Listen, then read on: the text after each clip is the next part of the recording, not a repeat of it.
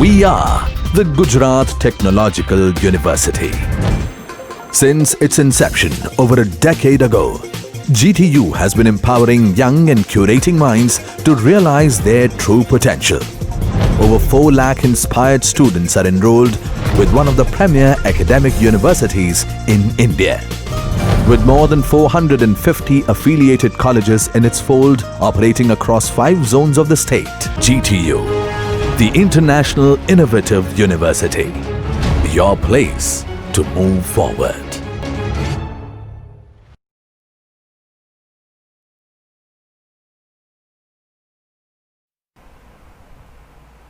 Good morning student. In this video lecture we have to discuss about bridge. Okay, so in first point, selection of ideal bridge site.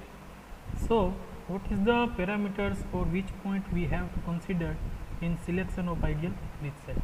So first point in them, detailed ground reconnaissance, collection of adequate hydraulic ground data and subsoil investigations. Second point is the engineering survey for deciding the best possible location and type of bridge. Third one, the site for a bridge is usually governed by engineering, economic and social and aesthetic considerations. अगर हम बात करें bridge site के selections की, तो उसमें हम कौन कौन सी चीज़ें हैं उसका ख्याल रखेंगे.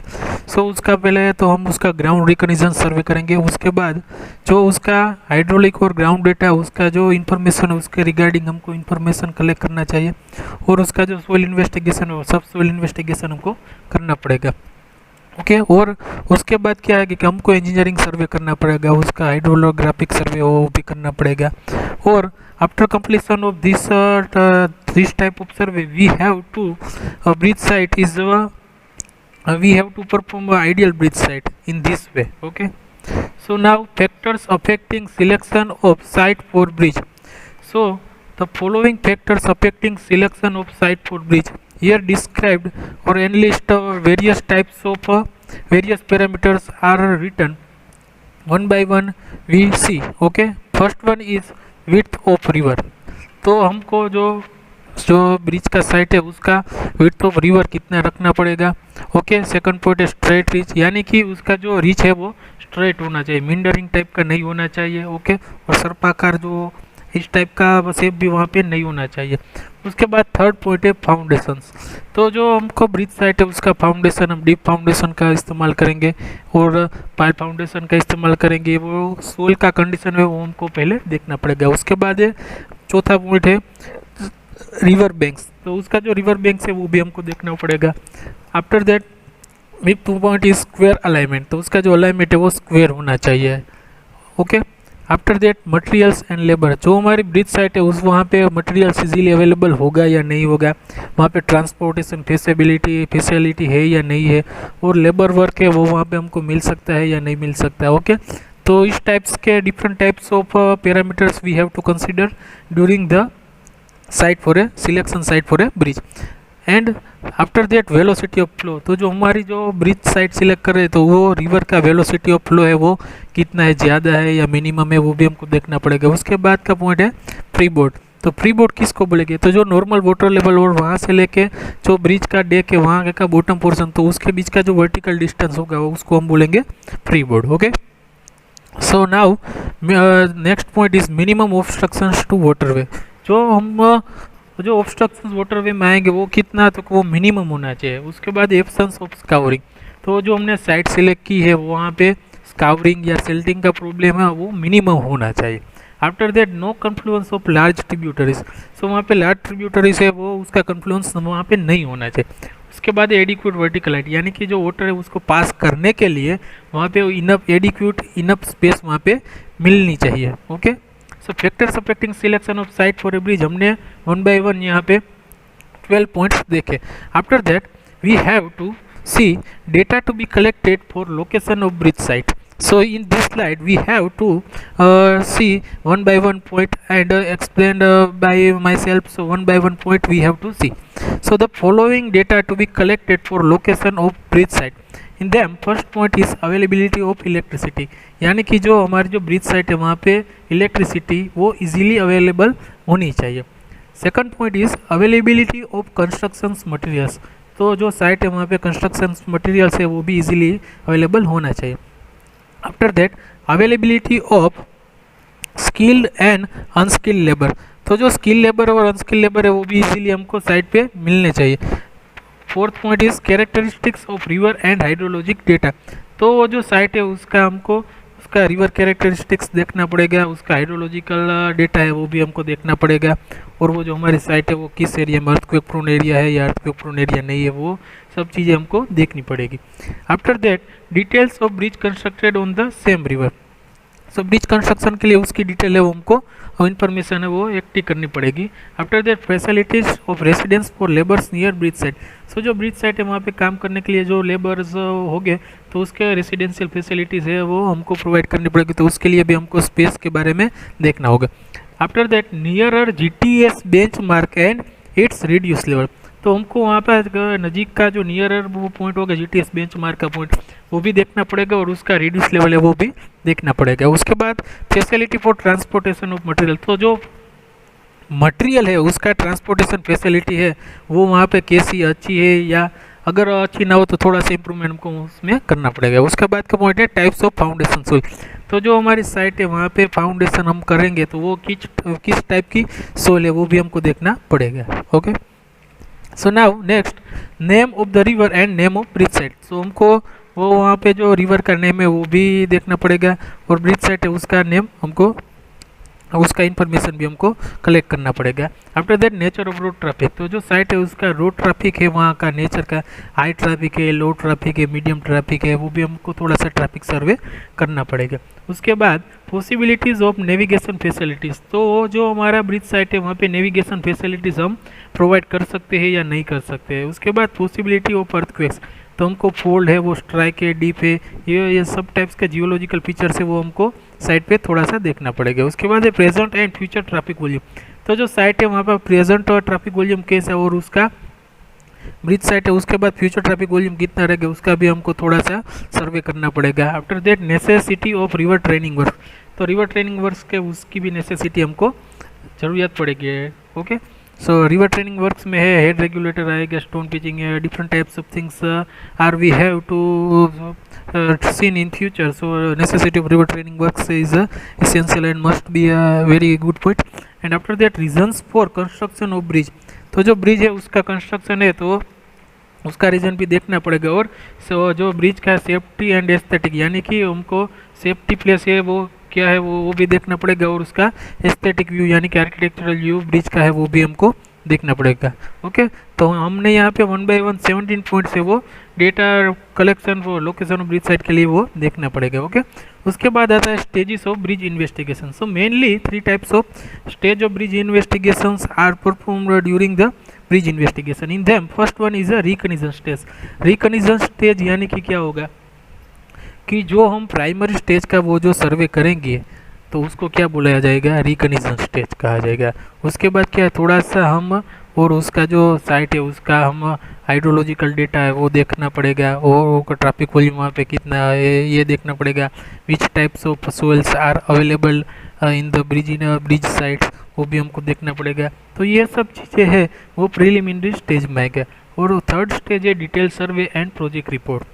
सो डिटेल सर्वे यानी कि उसमें क्या आएगा, तो डिटेल सर्वे में जो हम फाउंडेशन है तो फाउंडेशन हम वहाँ पे किस टाइप का फाउंडेशन है उसको वहाँ पे हम करेंगे वो डिटेल सर्वे में आएगा। वो हाइड्रोलॉजिकल साइट है तो वहाँ पे वो उसकी जो सोइल है उसकी परमिएबिलिटी कैसी है तो हाइड्रोलॉजिकल सर्वे, और जो जियोलॉजिकल सर्वे वो हम डीप में करेंगे तो वो जो सब सर्वे आएंगे वो आएंगे डिटेल सर्वे। और after completion of detail survey we have to prepare a project report. So in the project report describe various things like a river name, width of river, etc points are collected and enumerated in the project report. Okay, so in next slide we have to see length of bridge. So here this is a distance between abutment and pier is a span of bridge. Okay, so it is denoted by small l, or here it is a parapet wall, it is a beam.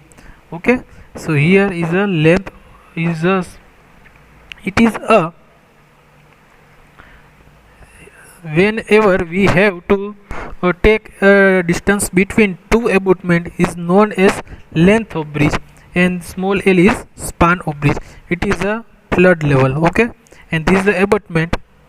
ये जो to जो दिखाई दे रहे हैं ये है last के वो है abutment, और जो इनर फेसिस में जो कॉलम टाइप का प्रोवाइड किया गया वो है पियर, और ये है बेड लेवल, और यहाँ पे स्टोन पिचिंग किया गया. सो यू हैव टू, तो आपको समझ में आ गया होगा कि लेंथ ऑफ ब्रिज किसको बोला जाएगा. ओके, इसको स्पान ऑफ ब्रिज कहते हैं. ओके, और एबटमेंट से एबटमेंट का जो डिस्टेंस होगा इनर डिस्टेंस, तो उसको हम बोलेंगे length of bridge. Okay, so in next slide we have to discuss about length of bridge. So the distance between inner faces of two abutments is called length of bridge. So length of bridge किसको बोला जाएगा. So inner faces का जो to abutments का जो inner faces का जो distance होगा तो उसको हम बोलेंगे length of bridge. In next point, the clear distance between two piers or between abutment and piers is called clear span. यानी कि ये जो एबटमेंट और पियर के बीच का जो डिस्टेंस होगा तो उसको हम बोलेंगे क्लियर स्पैन, और उसको डिनोट करेंगे small L. So which way we have to find number of piers is equal to n-1. Okay, so where and length of bridge capital L is equal to n multiplied by L plus in bracket n-L multiplied by B. So here where capital L is equal to length of bridge, small l is equal to clear span, n is equal to number of span, and small b is equal to width of pier. So in next slide we have to discuss about different types of waterway. So generally two types of waterway. First one is linear waterway and second one is natural waterway. तो linear waterway हम किसको बोलेंगे. The waterway between two edges of water perpendicular to the direction of the abutments is called linear waterway. तो linear waterway हम किसको बोलेंगे कि जो waterway है तो उसका जो टू एजिस है वो उसका वाटर परपेंडिकुलर एबटमेंट के डायरेक्शन से परपेंडिकुलर होगा तो उसको हम बोलेंगे linear waterway. और second one is natural waterway.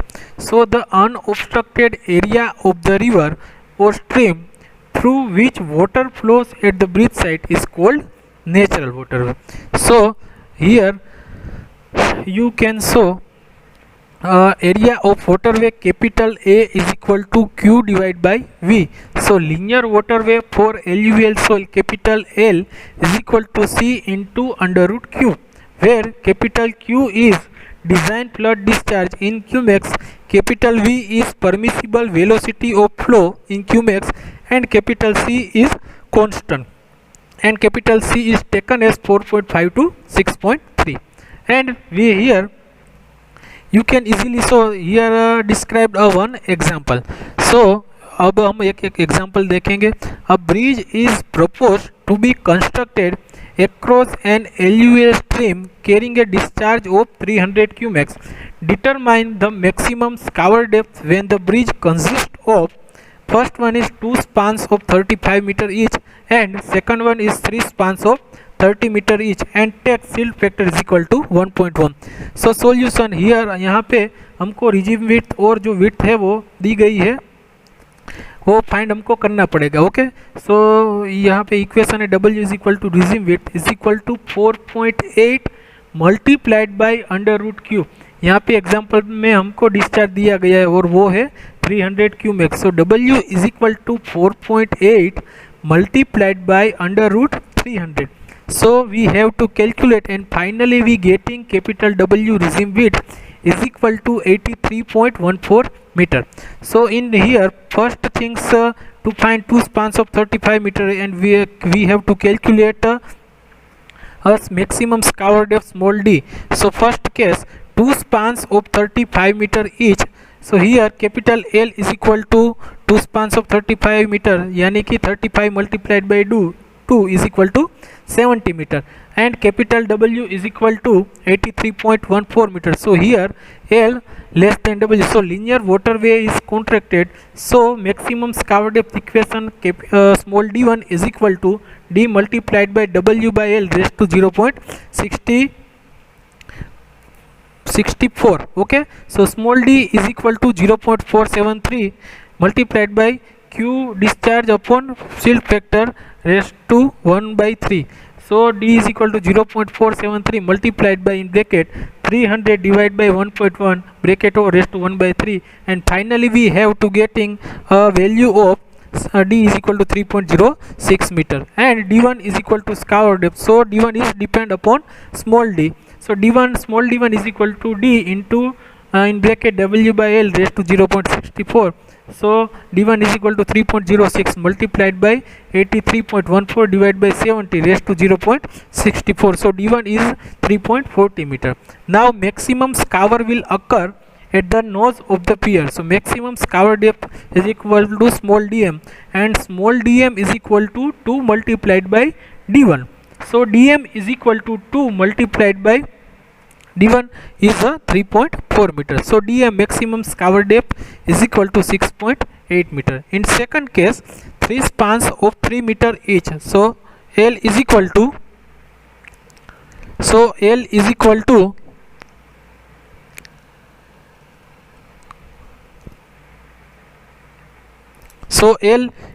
to 3 spans of 30 meter each. So capital L is equal to 3 multiplied by 300 यानी कि 90 मीटर, और W is equal to 83.14 metre, और here L greater than W यानी कि linear waterway is not contracted. So finally we have to meeting a small d equation D is equal to 0.473 multiplied by in bracket Q by F raised to 1 by 3. So 0.473 multiplied by 300 divided by 1.1 raised to 1 by 3. So D is equal to meeting a 3.06 meter, and maximum scour depth is equal to 2 multiplied by D is equal to 2 multiplied by 3.06, and finally we have to getting a maximum scour depth is equal to 6.12 meter. And we have to over this lecture here. So thank you, and any query regarding to this topic you can also contact me on 8866302551. Thank you.